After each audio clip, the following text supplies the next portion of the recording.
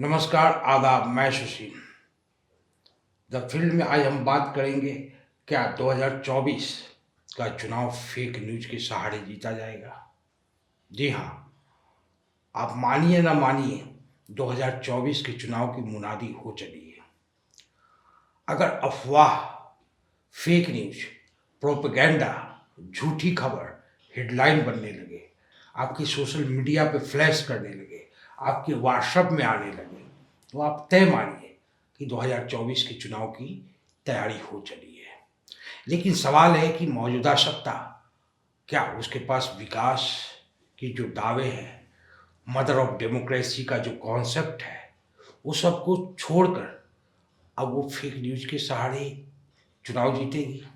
जी हाँ, fake news के सहारे ही तो चुनाव जीतेगी।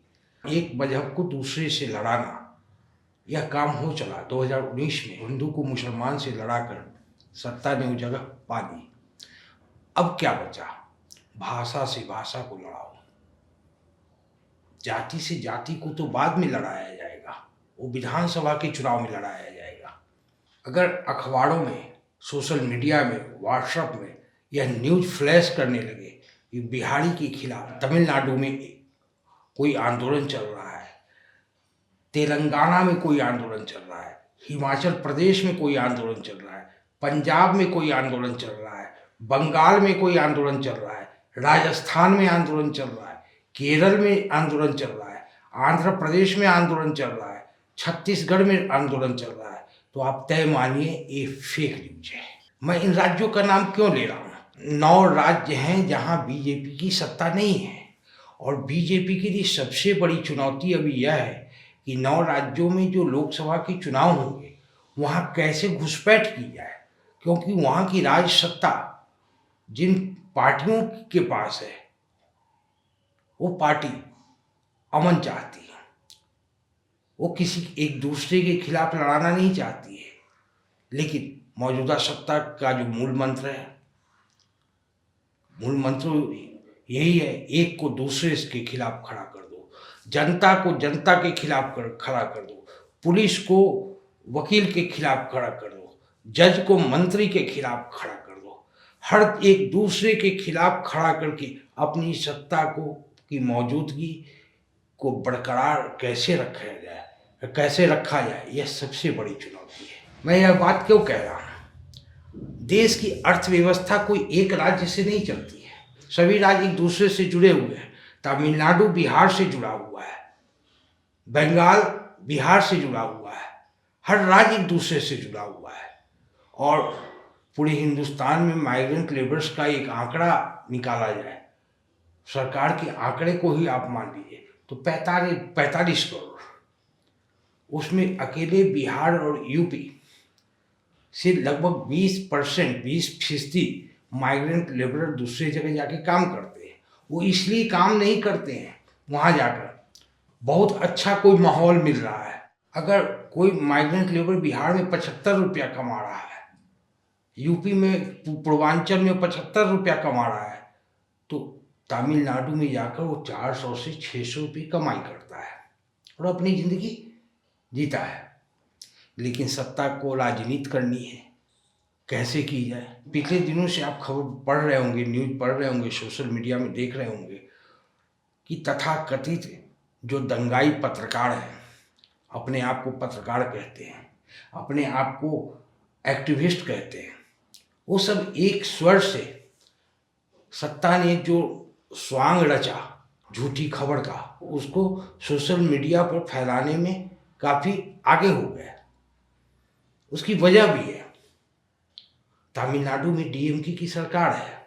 1 मार्च 2023 को स्टालिन ने अपना जन्मदिन मनाया था, तमिलनाडु के जो मुख्यमंत्री हैं, उसमें तेजस्वी यादव भी गए थे। हर विपक्ष का हर नेता शरीक हुआ था जन्मदिन में। और उसी दिन 1 मार्च के बाद स्थिति क्या बदल गई?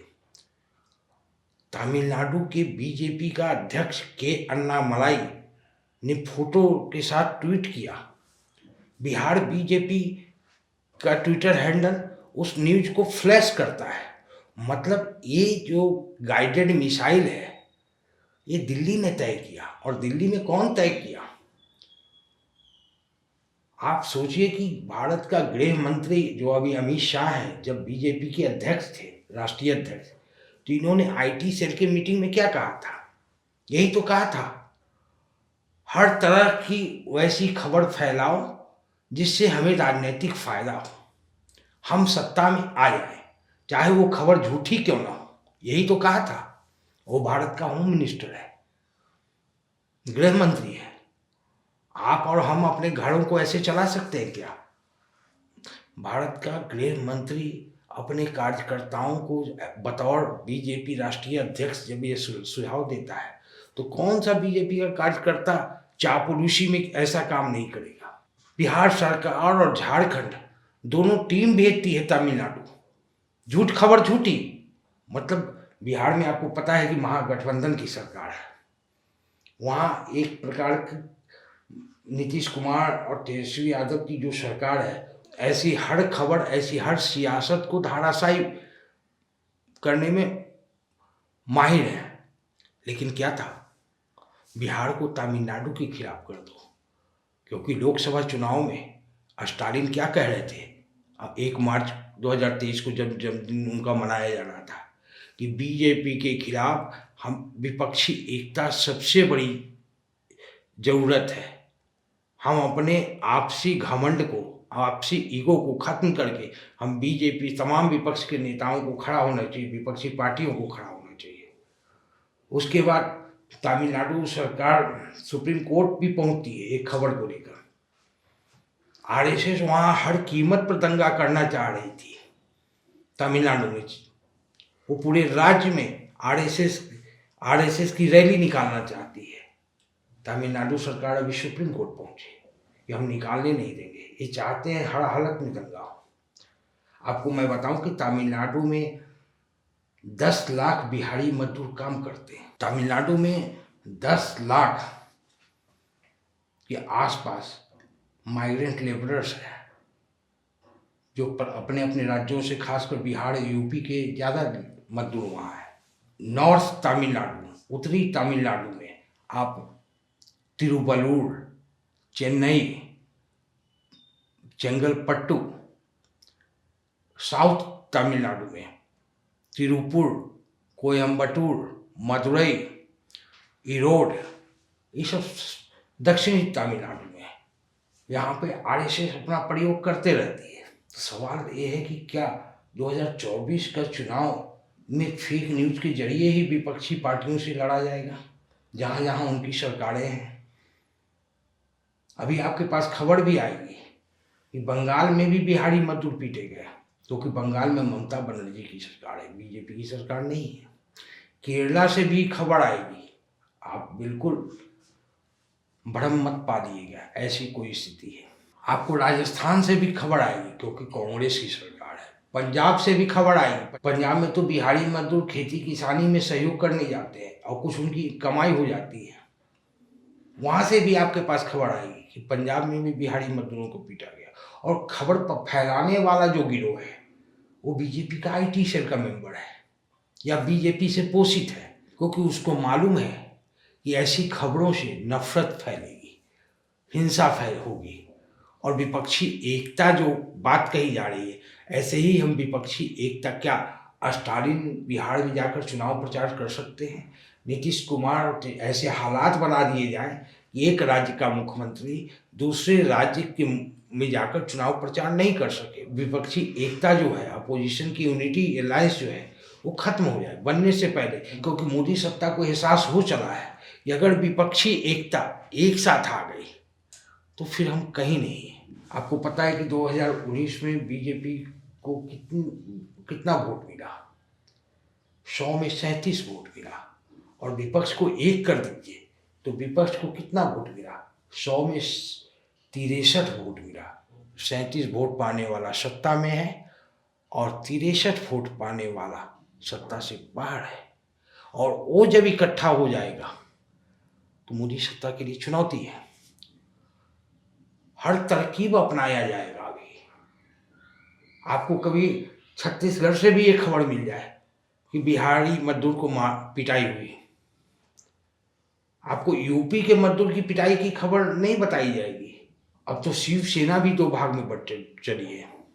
हो सकता है महाराष्ट्र से आपको फेक न्यूज आ जाए।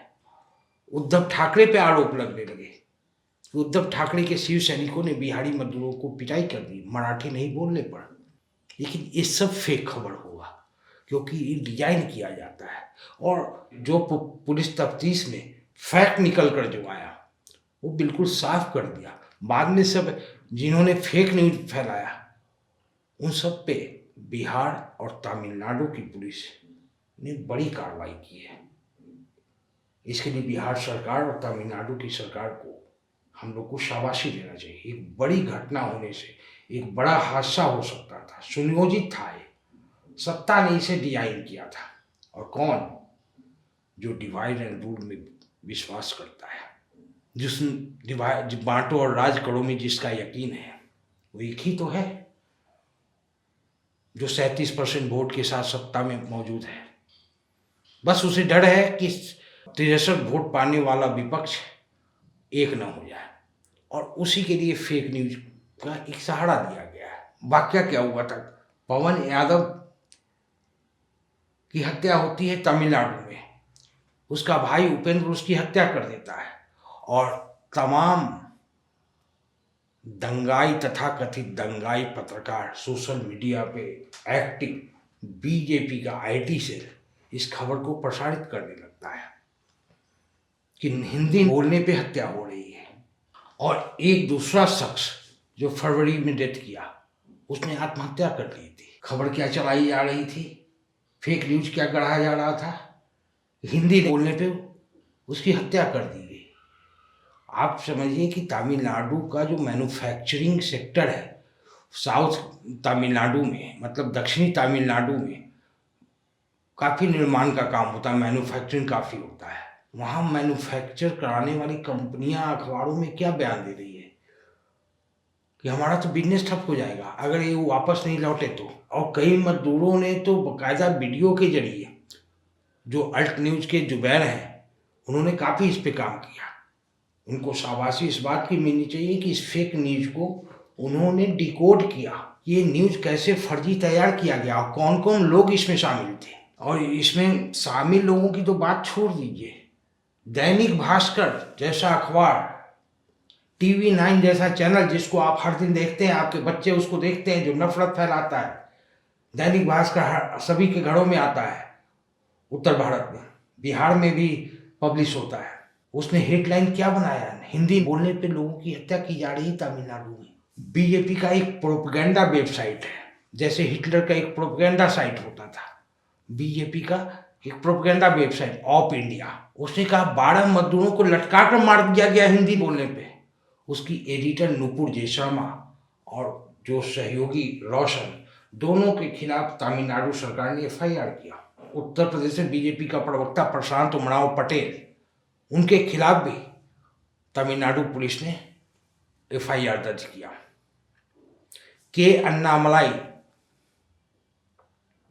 जो तमिलनाडु के बीजेपी के अध्यक्ष हैं, उनके खिलाफ भी FIR दर्ज हुई। IPC 153A और 505 धारा के तहत उन पर मुकदमा दर्ज किया गया है।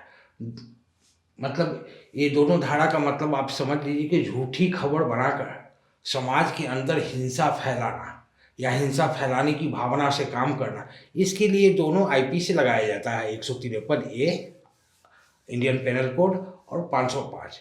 6 लोग, तमिलनाडु पुलिस ने 6 लोगों के खिलाफ FIR दर्ज किया।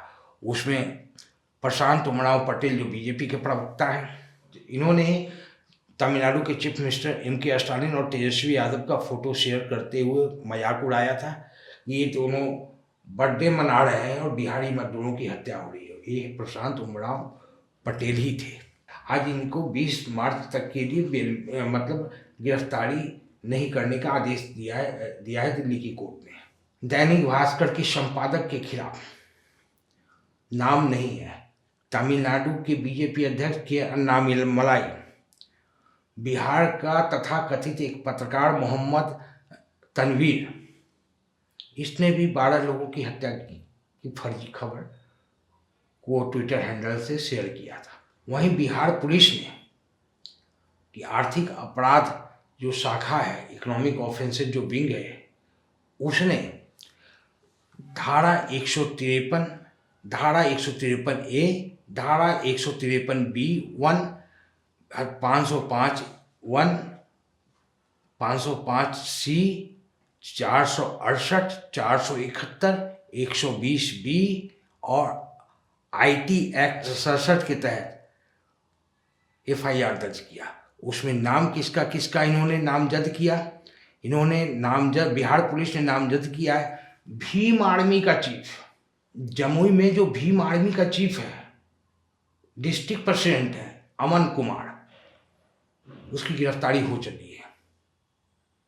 उसने फेक न्यूज शेयर किया कि तमिलनाडु में बिहारी मजदूरों की हत्या हो गई है। आप समझिए भीम आर्मी, पता नहीं कैसी ये भीम आर्मी बन रही है, क्या किसी के इशारे पे काम कर रही है क्या भीम आर्मी?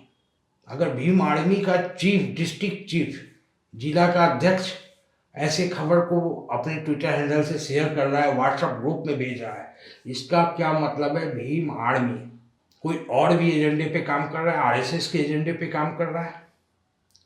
उसकी गिरफ्तारी बिहार पुलिस ने कर ली है। ट्विटर यूजर युवराज सिंह राजपूत के खिलाफ बिहार पुलिस ने मामला दर्ज किया है। यूट्यूब चैनल सच तक न्यूज का जो संचालक है मनीष कश्यप, मतलब कुल 4 लोगों के खिलाफ, अमन कुमार, भीम आर्मी का चीफ राकेश तिवारी, प्रयास news, Twitter user Yuvraj Singh Rajput और यूट्यूब चैनल सच तक के संचालक मनीष कश्यप के खिलाफ बिहार पुलिस ने मामला दर्ज किया और इसकी तफ्तीश नीतीश कुमार ने DSP, deputy superintendent of police से करवा रहे हैं। ये सबसे अच्छी बात है और उम्मीद है कि बिहार पुलिस इस मुकदमे को सिर्फ FIR दर्ज करने के तौर पर ही नहीं लेगी, स्पीडी ट्रायल के जरिए 30 दिन के अंदर चार्जशीट करके, क्योंकि बिहार पुलिस ने जो जानकारी दी वह जानकारी यह है, आर्थिक अपराध इकाई द्वारा फेसबुक पर 9 ट्विटर अकाउंट, 15 यूट्यूब पर 15, जीमेल पर 3 भ्रामक पोस्ट किए जाने के संबंध में सभी साक्ष्य, सभी लिंक को हम लोगों ने इकट्ठा कर लिया है ताकि इसको अदालत में अंजाम तक पहुंचाया जा सके। ये सच तक न्यूज का जो संचालक है मनीष कश्यप, इसके यूट्यूब पर 63,000 फॉलोवर्स हैं। आप समझिए कि बिहार में कितने बड़े दंगे की योजना थी सरकार के खिलाफ। बिहार की बीजेपी को एक एजेंडा दे रहा था लड़का कि तुम सरकार के खिलाफ हल्ला बोलो, और माहौल क्या बनता, लोग आपस में लड़ मरते। इंस्टाग्राम पे मनीष कश्यप का बहुत ज़बरदस्त फॉलोवर है, फेसबुक पे है। जरा एक देख लीजिए कि इन लोगों ने क्या क्या पोस्ट किया, बिहार बीजेपी ने क्या पोस्ट किया है। बिहारियों की लाशें बिछती, बिहारियों की हत्या हो रही है, ये किसने कहा तुम्हें? व्हाट्सएप लोगों को डराना बंद करो। ऑफ इंडिया की जो एडिटर है नुपुर जयशर्मा और जो इनके सहयोगी हैं रोशन के खिलाफ तमिलनाडु पुलिस ने FIR दर्ज किया है। इस ऑफ इंडिया ने किस तरीके से अपने वेबसाइट पे खबर को चलाया, उंगलियां काट दी गई हैं, उन्हें लटकाया जा रहा है हिंदी बोलने के खिलाफ। 12 लाशें बिछ चुकी हैं हिंदी नहीं बोलने के खिलाफ। आप कितनी और लाशें देखेंगे? मतलब ये समाज को उकसाया जा रहा था। ये बीजेपी RSS का IT सेल का ये प्रोपेगेंडा वेबसाइट है ऑफ इंडिया। हालांकि अब ये सब कोर्ट की तरफ भाग रहे हैं कि हमें बचाओ। जो मनीष कश्यप जो लड़का है ये भूमिगत हो गया है, क्योंकि बिहार पुलिस ने कल लगभग अभी से 24 घंटे पहले FIR जो दर्ज किया है और सबकी धरपकड़ नीतीश कुमार की सरकार ने कहा है, सबकी धरपकड़ सुनिश्चित की जाएगी और कानून के अंदर जो भी कार्रवाई होगी वो किया जाएगा। मोदी सत्ता तो इसी बात से डरती है, बीजेपी इसी बात से डरती है। नीतीश कुमार के काम करने के तरीके जो हैं उससे बीजेपी कैसे नहीं परिचित हो सकती है। 17 सालों का अनुभव है नीतीश कुमार के साथ काम करने का। बिहार में कोई दंगे नहीं हुए।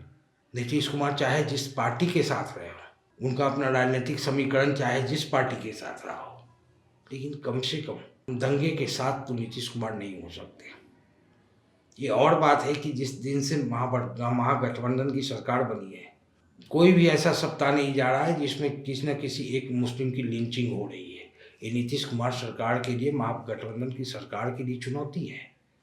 जिस तरह से बिहार सरकार माइग्रेंट ऐसे फेक न्यूज के खिलाफ कार्रवाई कर रही है, उम्मीद है कि जो हर सप्ताह जो एक खबर आती है कि किसी मुसलमान की लिंचिंग किसी भीड़ ने कर दिया, उम्मीद है कि पुलिस को इसका भी संज्ञान लेना चाहिए, क्योंकि ये घटनाएं तो अब बढ़ेंगी। जैसे जैसे चुनाव के दिन नज़दीक आते जाएंगे, फेक न्यूज़ के खबर बढ़ेगी। बिहार में मुसलमानों की लिंचिंग की खबरें आएंगी, दंगे की खबरें आएंगी। आपको पता है अमित शाह बिहार क्यों जाते हैं?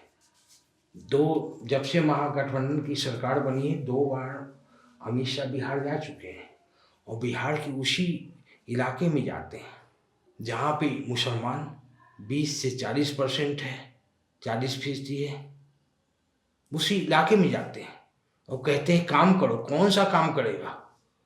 उनके कार्यकर्ता कौन से काम करेंगे? यही काम करेंगे, फेक न्यूज फैलाओ, लिंचिंग करो, क्योंकि उनके लिए चुनौती नीतीश कुमार, उनके लिए चुनौती MK स्टालिन है। अभी ऐसी खबरें आएंगी और बहुत बड़ी संख्या में आएगी, बहुत बड़ी मात्रा होगी। असल चुनौती अब विपक्ष के लिए है कि अपने तंत्र को जहाँ जहाँ उसकी सत्ता है उसको कैसे जवाबदेह बनाती है कि ऐसी कोई बात ना हो। हालांकि इन 2 धाराओं में जिसमें मुकदमे दर्ज किए गए हैं उसमें 3 से 5 साल तक की सजा है। अगर ये हो जाती है तो अपने आप में एक नज़ीर बनेगा। अगली बार आपको बताएंगे बिहार के किन जिलों में RSS और BJP ने दंगे का मास्टर प्लान बनाया है। शहरों का तो मास्टर प्लान बनता ही है, वो पहले बनता था 2014 से पहले, लेकिन जब 2014 से जब से सत्ता आई है और खासकर 2016 के बाद जब अब पहली जो लिंचिंग हुई थी अखलाक की दादरी में, उसके बाद BJP ने दंगे का मास्टर प्लान बनाया है। दंगे बड़े स्तर पर नहीं होंगे, मोहल्ले के स्तर पे होंगे। लिंचिंग बड़े स्तर पर नहीं होंगे।